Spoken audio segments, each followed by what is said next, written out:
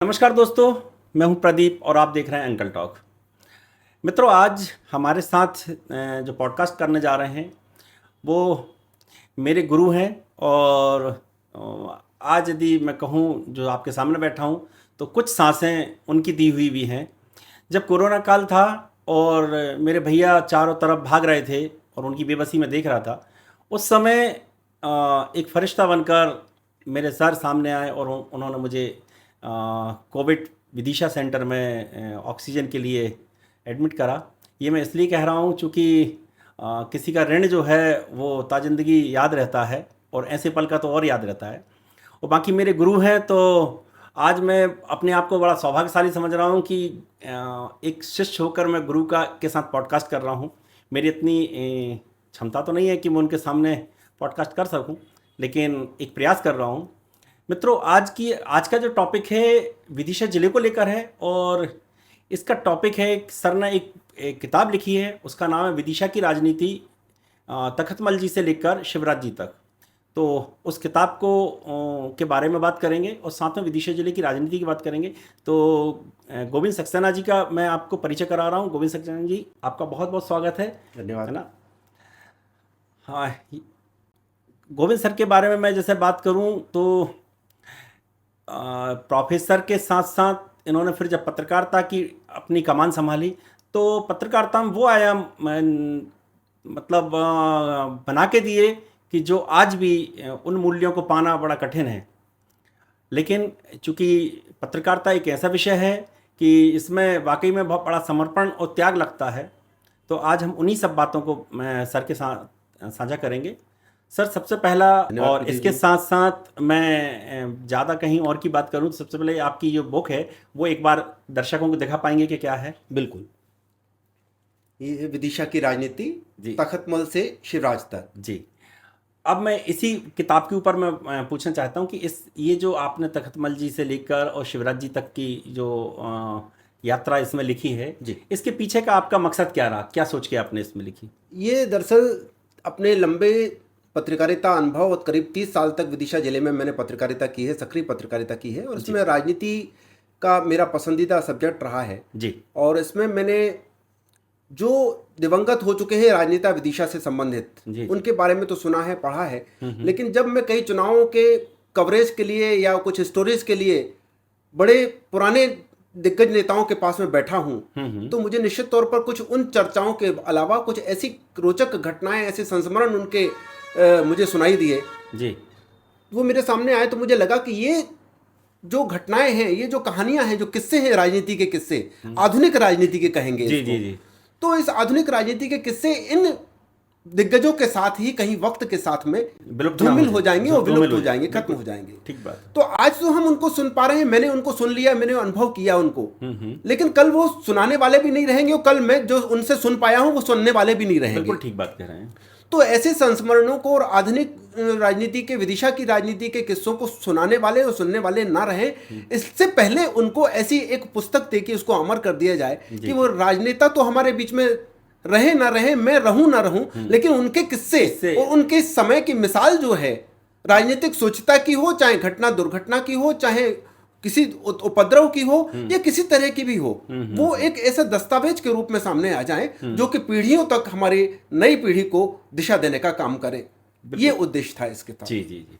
आपका बहुत सकारात्मक उद्देश्य है सर, और मैं ऐसा मानता हूँ कि ये जो किताब होती है, किताब एक कहने के लिए किताब नहीं होती, वो एक ऐसा दस्तावेज होता है कि हमारे आने वाली पीढ़ियों के लिए एक संभल का काम करता है, ज्ञान का काम करता है, और उस ज्ञान के आधार पर एक नई नई चीज़ें निकल के आती हैं। जी, तो आपने जो काम किया है, नेताओं का जो घटनाएं लिखी हैं, वो इस जिले के लिए निश्चित तौर पर आने वाली पीढ़ियों के लिए एक प्रेरणा का काम तो करेंगे ही। किस किस तरह के राजनेता हमारे इस क्षेत्र में रहे और उनका क्या योगदान रहा। जी।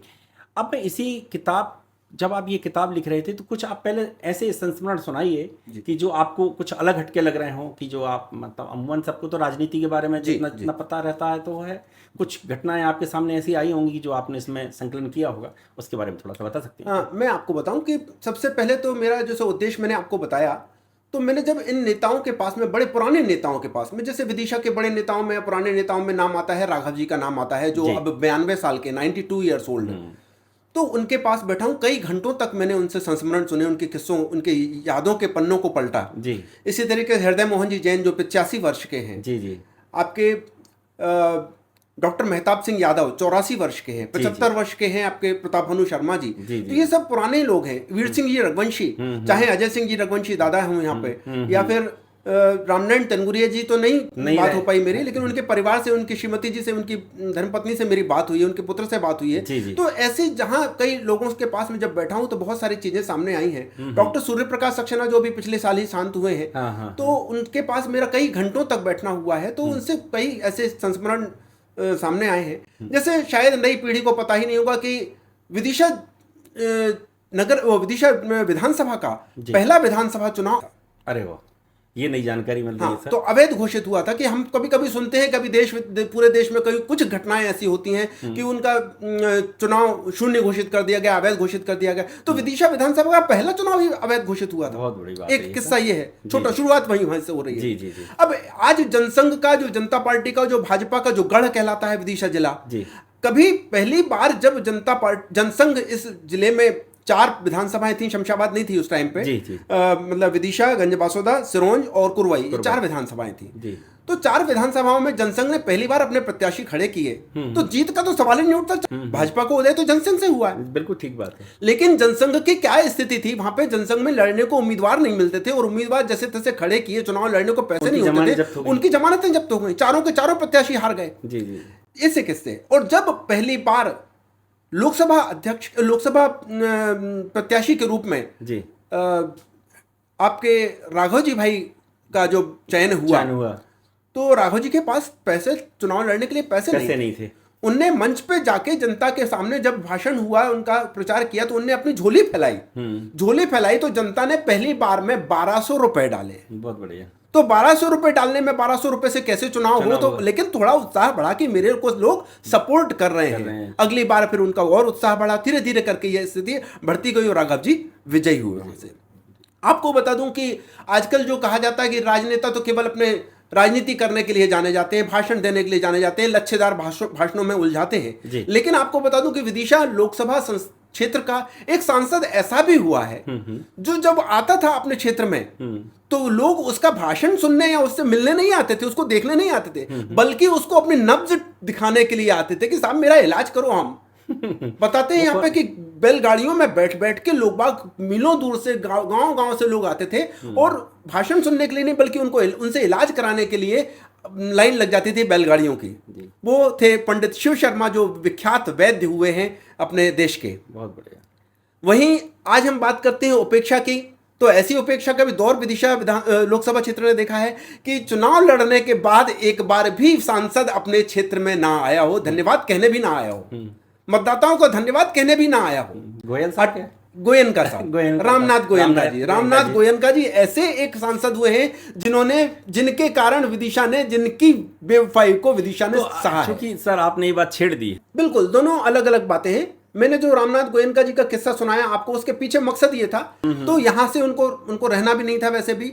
और एक जब मकसद आपका पूरा हुआ, जिस व्यक्ति को विदिशा ने कभी जाना नहीं, पहचाना नहीं, वो आपके क्षेत्र का, आपके प्रदेश का नहीं है, उसको विदिशा की जनता ने सिर आंखों पर उठाकर विजयी कर बनाया। आपका इतना फर्ज नहीं बनता था कि धन्यवाद देने तो आए। जहां तक अटल जी की बात की आपने, सुषमा जी की बात की, बहुत सारे लोग ऐसे हुए हैं जो बाहर के रहे हैं। निश्चित तौर पर लोकसभा का क्षेत्र विस्तृत होता है, देश का कहीं का भी कोई व्यक्ति आके यहाँ पे चुनाव लड़ सकता है। लेकिन जहां तक अपने फर्ज की बात है, लखनऊ से और विदिशा से, दोनों जगह से चुनाव लड़ा अटल जी ने।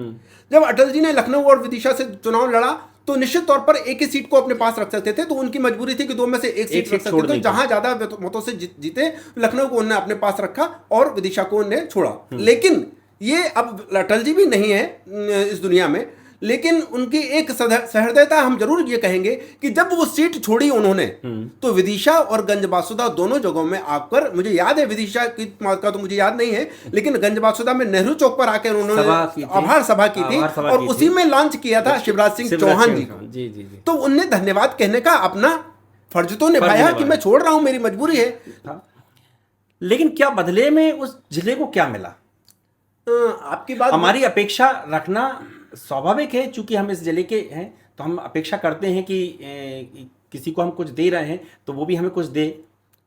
प्रदीप जी देखो, इस बुक के माध्यम से मैंने जो आप ये बुक देख रहे हैं तखतमल से शिवराज तक, जी जी इसमें अपनी बात करके जो लेखक की कलम से लिखी जाती है, जी। हालांकि पूरी पुस्तक ही जो है लेखक के द्वारा लिखी जाती है जी, लेकिन उसमें जो संस्मरण है, आगे जो घटनाएं हैं वो अलग अलग राजनेताओं के द्वारा या राजनेताओं के परिवारों से जो जानकारी दी गई है उसके आधार पर है जी। लेकिन लेखक अपनी बात कहने में स्वतंत्र होता है जी।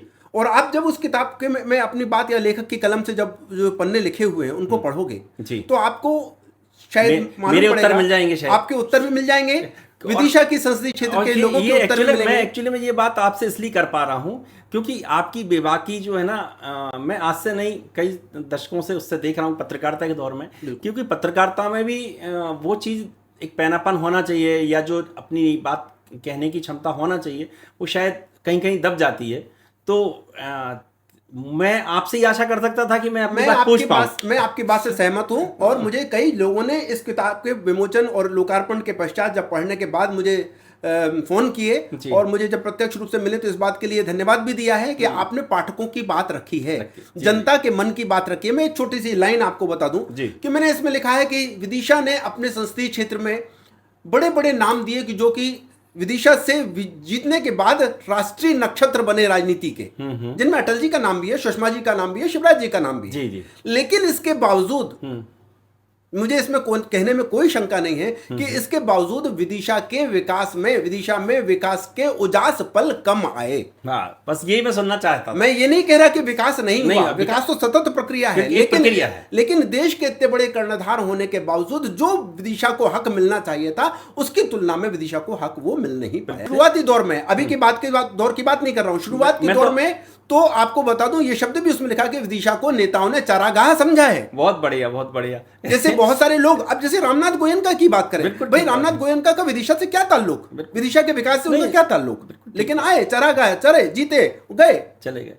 तो वो मैं इस बात को, चूंकि आपने तखतमल जी से बात शुरू की है और तखतमल जी को देखिए, ये तो आज की पीढ़ी तो क्या जान पाएगी, बिल्कुल है ना, लेकिन हाँ जब पढ़ते हैं कि हाँ साहब यहाँ भी ऐसा कोई प्रतिनिधि यहाँ रहा है, तो तखतमल जी को इतना बड़ा पद मिलने के बाद भी हम विदिशा जिले को डेवलप नहीं कर पाए वैसा, जैसा उन लोगों की अपेक्षाएं रही हैं और अभी भी हैं। तो ऐसा जब आपने चर्चा की होगी तो कुछ आपको मिला ऐसा क्या कि निश्चित तौर पे, लेकिन उस समय की परिस्थिति, जैसे एक बात अक्सर चर्चा में आती है कि साहब यहाँ पे BHEL आ रहा था, पुट्ठा मिल आ रहा था, ये बात अब किंवदंती है ये या हकीकत बात है कि उस समय ऐसा कुछ हुआ था? ये जो दो तीन बातें आप जो कह रहे हो निश्चित तौर पे चर्चा में तो रही हैं, और जहां तक तखतमल जी की और बाबू राम साहे जी जो उस वक्त बड़े नेताओं में शुमार हुए हैं विदिशा में, विदिशा के 3 बड़े नेता थे, बाबू तखतमल जैन, बाबू राम साहे जी और निरंजन वर्मा जी। तो उस समय स्थिति ये थी कि मैं समझता हूं कि सबसे बड़ी जो आज की स्थिति में BHEL की जो बात की आपने, BHEL के बारे में 2 बातें कही जाती हैं कि बाबू तखतमल जी की वजह से BHEL विदिशा में नहीं आ पाया। दूसरी बात यह भी कही जाती है कि BHEL को भोपाल में पहुंचाने के पीछे डॉक्टर शंकर दयाल शर्मा जी की काफी मेहनत थी। अच्छा। जैसे कि शंकर दयाल शर्मा जी ने ग्वालियर जो सरकार थी उस टाइम पे, ग्वालियर रियासत जो थी, उससे काफी लोहा लेके या काफी संघर्ष करके और उसके बाद फिर भोपाल को राजधानी बनाने के लिए प्रयास किया। ग्वालियर या इंदौर को पहले, ग्वालियर, इंदौर को राजधानी बनाने का था, लेकिन उन्होंने जिद करके बहुत संघर्ष किया और अपने लोगों के साथ में और भोपाल को राजधानी बनाने के लिए प्रयास किया। इसी तरीके से BHEL को भोपाल में स्थापित करने के पीछे भी डॉक्टर शंकर दयाल शर्मा का अपेक्षाकृत ज्यादा हाथ बताया जाता है। अच्छा, तो प्रयास मैंने भी किए, आपने भी किए। जी। प्रयास मैंने भी किए, आपने किए, मेरे प्रयास सफल हो गए, आपके प्रयास सफल नहीं हुए। लेकिन अब जो चूंकि आपने एक नई बात बताई है, अभी तक ये बात आम जनमानस तक नहीं है, बिल्कुल, कि अभी तक तो यही समझा जाता है कि तखतमल जी ने जो है उनको अवसर मिला था और वो उन्होंने जो है यहाँ पे BHEL को नहीं आने दिया। और जहाँ तक तखतमल जी की बात है, विकास की बात है, तो मैं समझता हूँ कि 2 बड़े काम जो मुझे दिखते हैं अभी और पीढ़ियों को आगे तक रास्ता देते रहेंगे, वो STI का इसकी स्थापना विदिशा में, भले ही गंगाजली फंड से महाराज जीवाजी राव सिंधिया के प्रयासों से ये एसटीआई की स्थापना हुई हो, जिसमें कि विदिशा के जनमानस का भी काफी बड़ा हाथ है, उसने भी काफी सहयोग किया है। लेकिन इसकी नींव कहीं ना कहीं बाबू तखतमल जी और राम सहाय जी की वजह से हुई है, क्योंकि शुरुआत स्थापना की जो थी कि एक इंजीनियरिंग कॉलेज हो, तो इंजीनियरिंग कॉलेज की स्थापना के लिए उनका सबसे बड़ा पहल करने वालों में से वो है।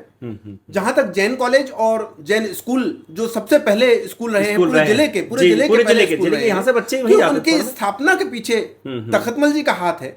भले ही बाबू लक्ष्मी चंद जैन साहब, सीतापा जी के बेटे लक्ष्मी चंद जैन साहब ने अपनी राशि खर्च करके वो खुद की दान राशि से वो निर्माण कराया हो, लेकिन उसके पीछे एक बड़ी कहानी है कि ये गजरथ कराना चाह रहे थे। गजरथ जैसे कि गजरथ महोत्सव कराना चाह रहे थे, पंचकल्याणक कराना चाह रहे थे, लेकिन बाबू तखतमल जी ने ये कहा, उनकी बहुत अच्छी मित्रता थी दोनों की, तो कहा कि लेकिन नहीं, देखो ये गजरथ चलाने का तो ठीक है अपने आप, लेकिन धर्म रथ की जगह शिक्षा का रथ चलाओ, जिससे कि आने वाली कई पीढ़ियां लाभान्वित हों और यह अमर हो जाएगा इस तरह से। तो निश्चित तौर पर उस आज गजरथ करवा लिए होते तो लोग भूल चुके होते, पंचकल्याणक कितने हुए हैं भूल चुके हैं लोग, सही बात है, आस्था का मामला है। लेकिन ये शिक्षा का मामला है, तो ये एक अपने आप में एक मील का पत्थर है कि जैन कॉलेज और जैन स्कूल आज ऐसे स्कूल हुए हैं जिनकी ख्याति पूरे प्रदेश भर में रही थी। और तीसरी बात बहुत बहुत महत्वपूर्ण, इसमें पुस्तक में किसी का पक्ष लेने या उसका खिलाफत करने का कोई मकसद नहीं है, लेकिन आपने जब पूछा है तो बता दूं कि जहां तक जैसे STI, Jain college, Jain school की बात मैंने कही, उसी तरीके से एक और हलाली डैम आपने सुना होगा, तो हलाली डैम की भूमिका जो है वो तखतमल जी के माध्यम से ही रखी गई थी, जिसका आज विदिशा और रायसेन मतलब पूरी संसदीय क्षेत्र को उसका लाभ हो रहा है। बिल्कुल, एग्रीकल्चर के लिए तो एक बहुत बड़ा वो मील का पत्थर हुआ है। बिल्कुल, ठीक बात है। चलिए खैर, इसी क्रम को मैं आगे बढ़ाता हूँ। तो जब आप ये जो बुक आप लिख रहे थे, तो इसमें पूरा विदिशा जिले को आपने कवर किया होगा। बिल्कुल। तो इसमें गंजवासुदा के बारे में भी आपने कुछ थोड़ा बहुत लिखा हो, यहाँ के राजनीतिक जो लोग हैं उन्होंने क्या क्या योगदान दिया है। बिल्कुल, है ना, तो उसके बारे में आपने कुछ किया। तो विदिशा, जैसे इसकी पुस्तक का नाम है विदिशा की राजनीति जी, तो इसको केवल विदिशा शहर के परिप्रेक्ष्य में या विदिशा विधानसभा के परिप्रेक्ष्य में ना समझा जाए। यहाँ मैं अपने दर्शकों को ये क्लियर कर दूं कि विदिशा की राजनीति पूरे जिले की राजनीति से संबंधित है। जी जी। निश्चित तौर पर विदिशा में मैंने बहुत लंबा समय 30 साल पत्रकारिता में बिताए हैं, तो विदिशा से ज़्यादा लगाव रहा है और विदिशा पे ज़्यादा फोकस भी रहा है। विदिशा की राजनीति को बिल्कुल अपने आंखों से बहुत सूक्ष्म तरीके से देखा है, तो विदिशा पे फोकस ज़्यादा है जी। लेकिन इसके बावजूद आपकी 5 विधानसभाओं की बात करें जो अपने जिले में है, 5 विधानसभाओं का उसमें जिक्र है। किसी का थोड़ा कम है, किसी का ज़्यादा है, लेकिन निश्चित तौर पर मेरी जन्मभूमि भी गंजबासुदा है, तो विदिशा के बाद गंजबासुदा का नंबर भी है उसमें। और गंजबासुदा की सियासत को जहां तक अपन बात करें तो पहले जो उसके विधायक हुए हैं, पहले विधायक से लेके और अब तक की पूरी स्थिति है। और मैंने जो अभी तक अपनी पत्रकारिता में जो दौर देखा है, और ये भी घटनाएं हैं, और इसके बाद अजय सिंह रघुवंशी ने किस तरीके से राजनीति से मोह भंग हुआ अजय सिंह रघुवंशी का। एकमात्र ऐसे यहाँ के वो भाजपा के नेता रहे हैं जो संसदीय सचिव रहे, तो वो किस तरह से उमा भारती के करीबी भी रहे हैं। फिर आपका भारतीय जनशक्ति पार्टी बनी और एक कक्का, हरि सिंह कक्का को उनका प्रत्याशी बनाया गया है ना। और अजय सिंह रघुवंशी जी का मोह भंग क्यों हुआ, उसके पीछे की कहानी भी है कि भाई जिला पंचायत को चुनाव हुआ, उसमें उनके लोगों ने उनको हराने का प्रयास किया। ठीक है। विदिशा जिला कांग्रेस के अध्यक्ष आपके डॉक्टर लक्ष्मीकांत मरखेड़कर जी रहे हैं, वो भी गंजबासुदा से संबंध रखते हैं, गंजबासुदा के ही हैं। वो एक ऐसी शख्सियत हुए हैं विदिशा की राजनीति में जिन्होंने जिला पंचायत अध्यक्ष के चुनाव में खुद का वोट खुद को ही नहीं दिया। ये कैसी राजनीति भाई। तो इस तरह की इंटरेस्टिंग राजनीति है, इंटरेस्टिंग है ये। तो ये ऐसे किस्से आपको पढ़ने, ये हमको और आपको मालूम है, लेकिन अगली पीढ़ियों को नहीं मालूम। सच बात, बहुत से नई पीढ़ी के आज भी ऐसे लोग हैं जिनको ये चीजें नहीं मालूम है। ऐसी बहुत सारी चीजें उसमें शामिल रहेंगी। फिर इसके बाद जो आपके वर्तमान विधायक हैं, उनके पहले विधायक रही हैं रीना जैन जी, निशंक जैन साहब, तो इन सब के बारे में कहीं ना कहीं। अच्छा, ये चूंकि खैर अब इसमें विकास की कभी बात होगी तो फिर इस टॉपिक पे फिर से बात करेंगे, लेकिन मैं यहाँ एक बात समझना चाहता हूँ। चूंकि आप 30 साल से तो पत्रकारिता में सक्रिय है ही हैं, इसके साथ साथ आपने गंजबासुदा और विदिशा दोनों को देखा है, लेकिन क्या ऐसा आपको नहीं लगता कि जो एक क्रिएटिविटी वाला नेता इस विदिशा जिले में होना चाहिए था, वो नेता इस जिले को नहीं मिल पाए? प्रदीप जी, निश्चित तौर पे वो दौर राजनीति का अब खत्म हो चुका है, इसमें मुझे कहने में कोई संकोच नहीं है। जी। जो अपने क्षेत्र के लिए और अपने क्षेत्र की जनता के लिए जो समर्पित होकर जो राजनीति करने का दौर था वो पूरी तरीके से समाप्त हो चुका।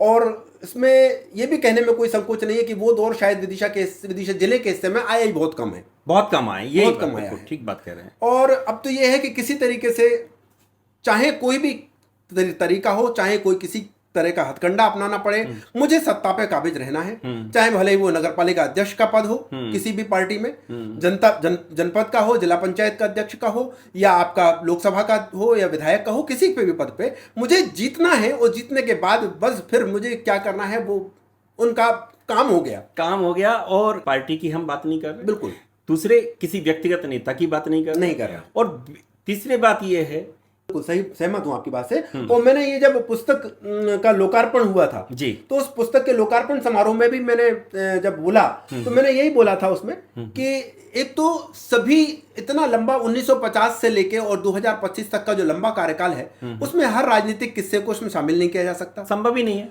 हर राजनेता को उसमें शामिल नहीं किया जा सकता।